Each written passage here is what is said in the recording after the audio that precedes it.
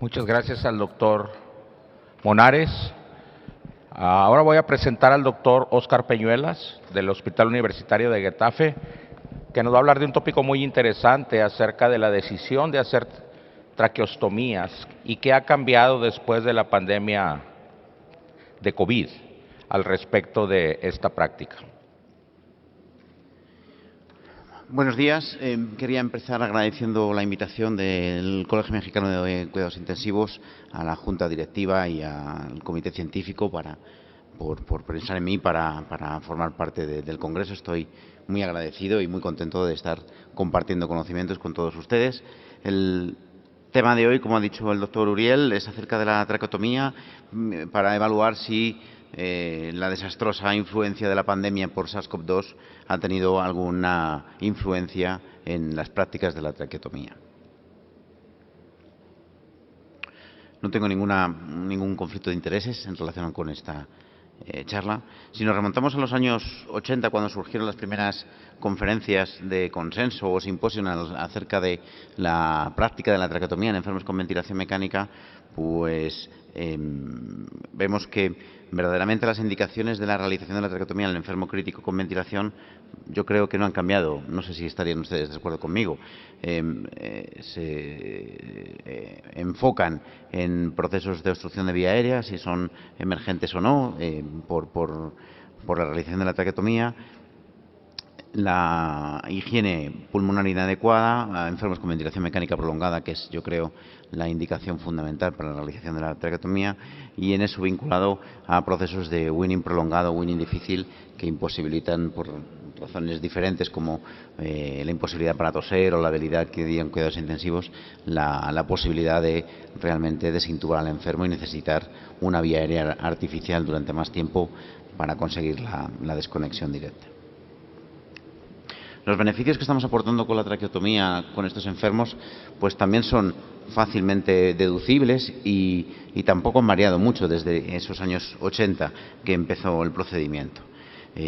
Lo que facilita fundamentalmente es el trabajo de enfermería, porque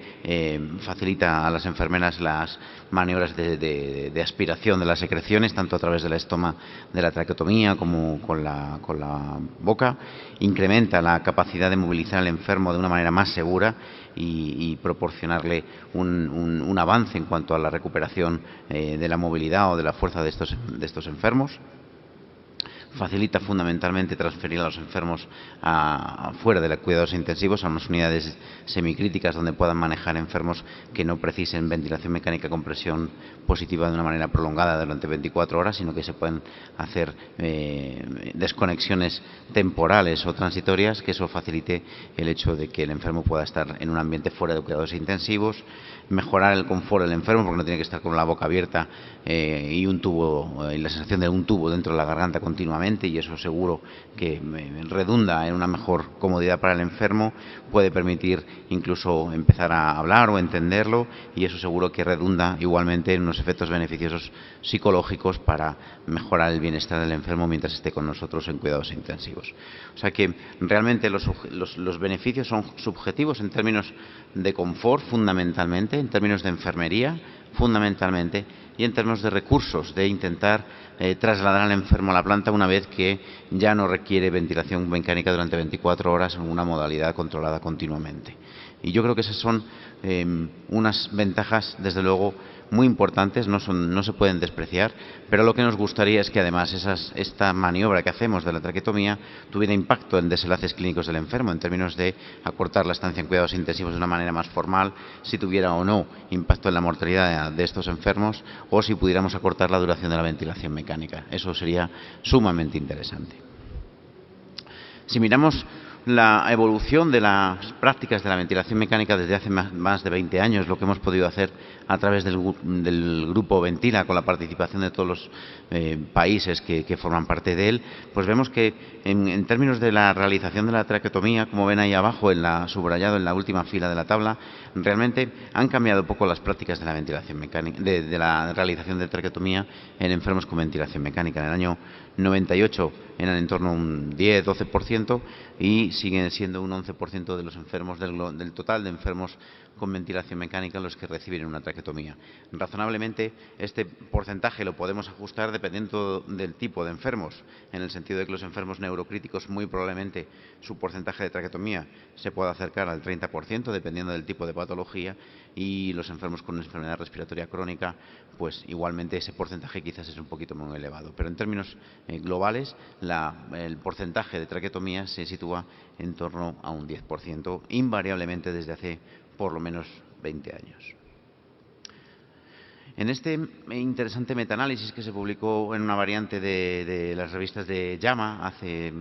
poco menos de un año, pues hacían una revisión para intentar vislumbrar lo que estábamos hablando antes, de si la realización de la traqueotomía también podría tener algún beneficio o alguna influencia en desenlaces clínicos de los enfermos en términos de ventilación mecánica, duración de la ventilación mecánica, mortalidad o duración de estancias en cuidados intensivos. Y para ello revisaron todos los artículos relacionados con traqueotomía en enfermos con ventilación mecánica, cualquier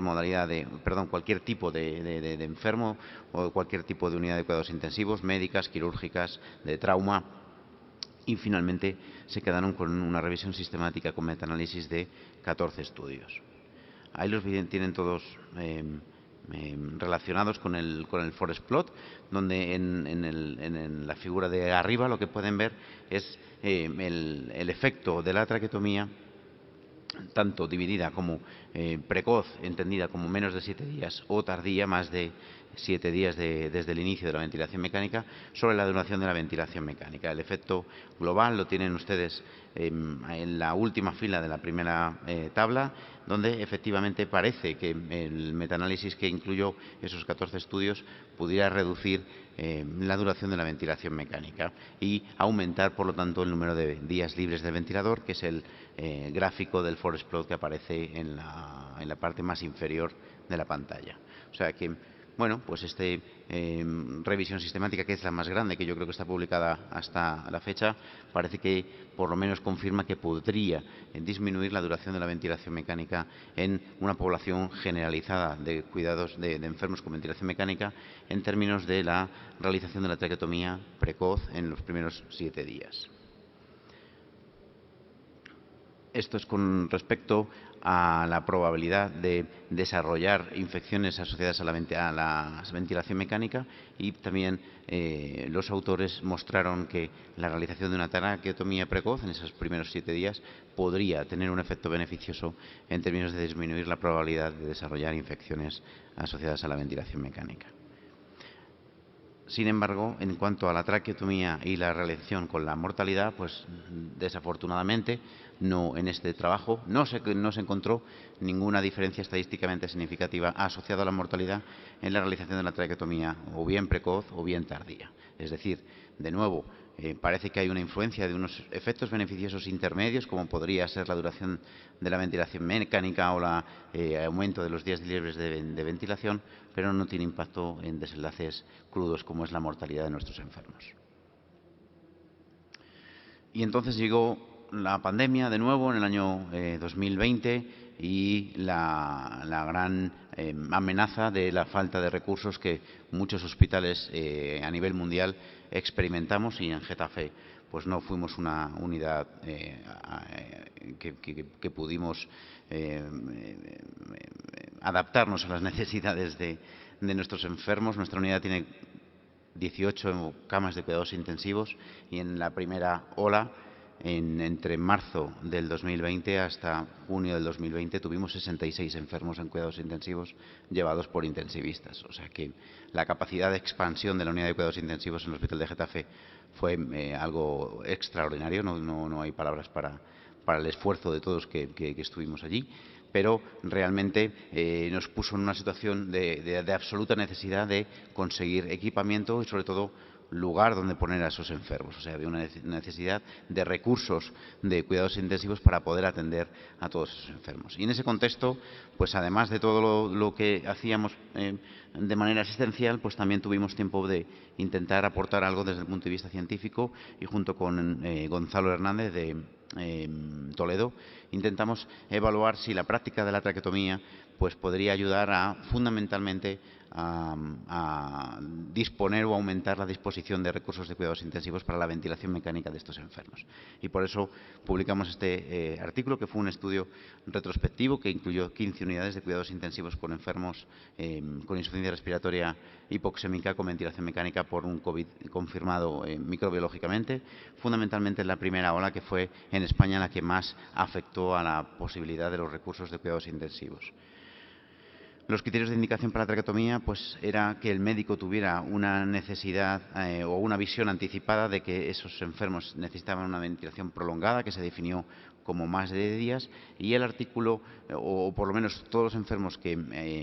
se incluyeron en el estudio, los categorizamos o los clasificamos según el momento en el que se realizó la traqueotomía, de una manera precoz, siguiendo de manera consistente la literatura previa, que siempre hablan de traqueotomía precoz, como todos bien saben, cuando se realiza en la primera semana, entre los 8 y los 10 días desde el inicio de la ventilación mecánica, de los 11 a los 14, más de 14, de 14 a 21 o más de 21 días. Se ha cortado ahí la diapositiva.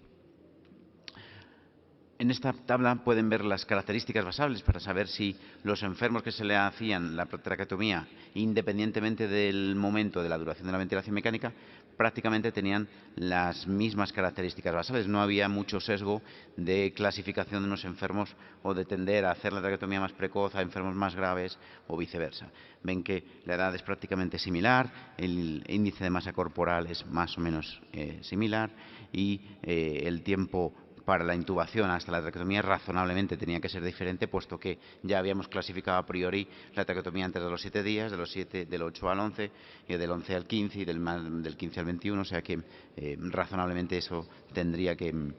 ser diferente. Pero como ven, las complicaciones durante la estancia en cuidados intensivos entre los diferentes puntos de corte de la realización de la traqueotomía sí que tuvo diferencias significativas en cuanto a la posibilidad del desarrollo de complicaciones, como fundamentalmente complicaciones infecciosas como la sepsis o como la infección asociada a la ventilación mecánica. En esta curva de supervivencia lo que quisimos expresar es la probabilidad de estar libre de la ventilación mecánica según el momento en el que se realizaba la traqueotomía, y verdaderamente no hubo grandes diferencias en términos de favorecer la desconexión de la ventilación mecánica entre ninguno de los grupos en los que se realizaba el momento de la traqueotomía. Y si comparábamos mediante un análisis de propensity score, un análisis de propensión, es decir, se ajustan todas las características basales de los enfermos excepto el momento de realización de la traqueotomía, y en ese sentido, comparando menos de 7 días o más de 7 días, no había grandes cambios significativos, salvo en la disponibilidad de recursos de cuidados intensivos en términos de camas libres en cuidados intensivos, y lo mismo cuando se comparaban 8 o 10 días versus más de 10 días, lo cual también es un poco razonable. Cuanto antes se hacía la traqueotomía de esos enfermos, además eran enfermos que razonablemente sus médicos creían que tenían más probabilidades de sobrevivir o de salir adelante o de recuperarse de la enfermedad, esos enfermos antes iban a mejorar y antes se podían trasladar a dependencias del hospital de menos carga asistencial para poder disponer de las camas de cuidados intensivos. Por lo tanto, este estudio un poco lo que nos vino a confirmar es que, bueno, podría haber un cierto efecto en términos de disminuir o de aumentar los días libres de ventilación, no de la duración total de la ventilación mecánica, pero fundamentalmente el beneficio que tenía la realización de la traqueotomía cuanto antes mejor en ese contexto del primer pico de la pandemia por COVID era que proporcionaba la posibilidad de aumentar o jugar más con los recursos de cuidados intensivos. Tiempo posterior, hace prácticamente 2 meses, ha salido esta revisión sistemática publicada en el Critical Care acerca del momento de la realización de la traqueotomía y los desenlaces clínicos en los enfermos con COVID. En esta revisión sistemática se utilizaron 14 estudios y, de nuevo, los forest plot, los desenlaces más importantes también estaban vinculados a acortar la duración de la ventilación mecánica, que es el forest plot de arriba, y el más grande, el de abajo, hace referencia a la mortalidad, el efecto de la mortalidad comparando la traqueotomía precoz, menos de 7 días, frente a la traqueotomía tardía, más de 7 días. de nuevo, los mismos hallazgos en términos de metaanálisis. Los estudios que fueron incluidos mostraron que la traqueotomía precoz podría o está asociada a una disminución de la ventilación mecánica, pero no tiene eso ningún impacto ni en la mortalidad ni en la duración de estancia en cuidados intensivos. Lo que sí que encontraron de manera interesante es que la realización de la traqueotomía precoz parece que tiene un efecto beneficioso protector a la hora de prevenir el desarrollo de infecciones asociadas a la ventilación mecánica, y este sería el primer artículo donde se confirmaría que podría tener esa relación. ¿Y en México qué es lo que ha sucedido? Pues desde la más absoluta humildad y respeto, porque yo no he estado aquí en el momento en el que todos ustedes han sufrido las consecuencias y las circunstancias de la pandemia, pues también hicimos un estudio observacional con 15 unidades de cuidados intensivos de México, que está actualmente en proceso de revisión y espero que felizmente sea publicado lo antes posible. Y este artículo estaba pensado o está orientado y enfocado a intentar determinar cómo era el efecto o cómo quedaban los enfermos después de salir del alta de cuidados intensivos, es decir, en los enfermos que sobreviven a la enfermedad por COVID con ventilación mecánica, cuál es el seguimiento y cómo quedan en términos de secuelas funcionales a los 6 meses de seguimiento. Pero nos sirve para hacer una foto un poco sesgada, pero de cómo eran las prácticas de la traqueotomía por lo menos en estos centros que participaron en el estudio de México. En el estudio se incluyeron 524 pacientes, de los que sobrevivieron al alta hospitalaria 196, que son los que forman parte del estudio en profundidad, que es el que hemos mandado a la publicación. Pero también, como México ha formado parte del grupo Ventila y tenemos información de las prácticas de la traqueotomía desde hace 20 años, podemos comparar la práctica antes de la pandemia con la realización de la traqueotomía en el contexto de la primera ola. Y como ven, la traqueotomía desde el año 94 el porcentaje era bastante bajo y llegó a alcanzar en torno al 18 o 15% en los últimos años, y el contexto de la COVID, incluyendo 196 enfermos, que repito, serían los enfermos que sobreviven a cuidados intensivos, pero razonablemente no creo que ese porcentaje sea mucho más elevado, porque la realización de la traqueotomía va vinculada sobre todo a enfermos que entendemos que van a sobrevivir. Probablemente de ese porcentaje haya habido algún enfermo que haya fallecido con una traqueotomía puesta, pero creo que se puede acercar bastante a la realidad de la práctica clínica, por lo menos de los hospitales que participaron en el estudio, y también se mueve en torno a un 15%. O sea que realmente, incluso en el momento de máxima demanda y máxima tensión asistencial en las unidades de cuidados intensivos por la COVID, las prácticas de la traqueotomía tampoco han cambiado significativamente. Por lo tanto, lo que podemos concluir es que la realización de la traqueotomía en enfermos COVID, al menos durante el primer pico de la pandemia, facilitó fundamentalmente la disponibilidad de los recursos de cuidados intensivos para seguir tratando a nuestros enfermos y poder aportarles las mejores condiciones de seguridad y de eficacia en términos de recuperación de la enfermedad, y que la traqueotomía en enfermos con COVID nos asocia de momento con beneficios en los desenlaces clínicos más crudos, como es la mortalidad en cuidados intensivos, la mortalidad o la estancia hospitalaria. Nada más. Muchas gracias.